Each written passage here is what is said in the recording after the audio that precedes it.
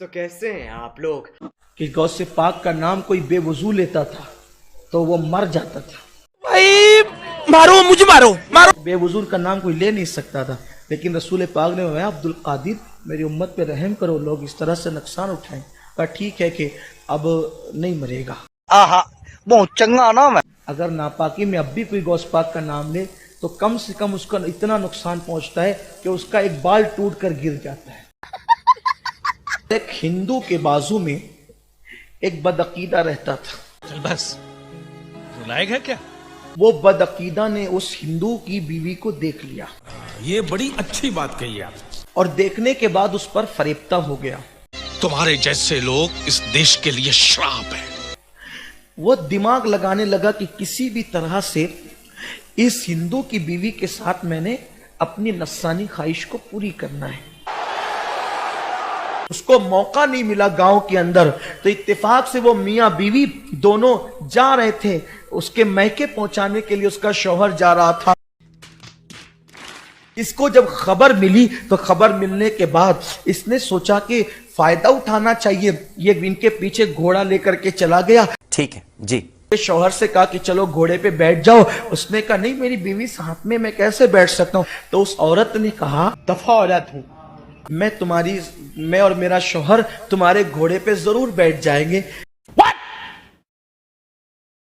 लेकिन एक शर्त है, तुम जमानत दो कि हमारे साथ बुराई नहीं करो। हाय हाय। उसने कहा किसकी जमानत दूं, यहां तो कोई है नहीं।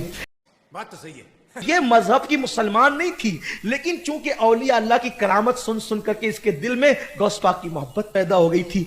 तौबा तौबा। उसने कहा कि यहाँ जंगल में कौन है जो जिसकी जमानत दूं। का एक काम करो, वो तुम्हारे जो बगदाद वाले बड़े पीर है ना, उनकी जमानत दे दो, बस मैं तुम्हारी सवारी पर बैठ जाऊं।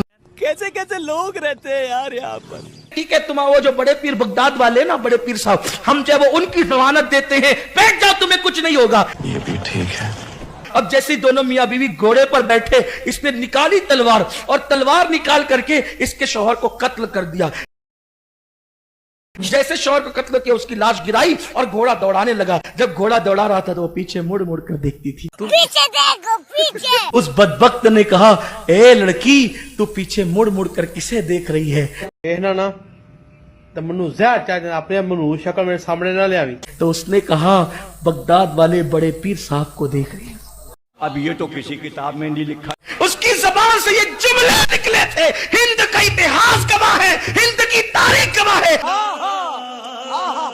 दो बुर्का पोश, दो नकाब पोश को उसने फौरन सामने देखा। उन लोगों ने घोड़ा रोक दिया। इन छोटे मोटे प्रोग्रामों से कितना कमा लेते हो? इस लड़की को नीचे उतारा और उस बदबख्त को कत्ल किया। यही नहीं, अभी और सुनिए।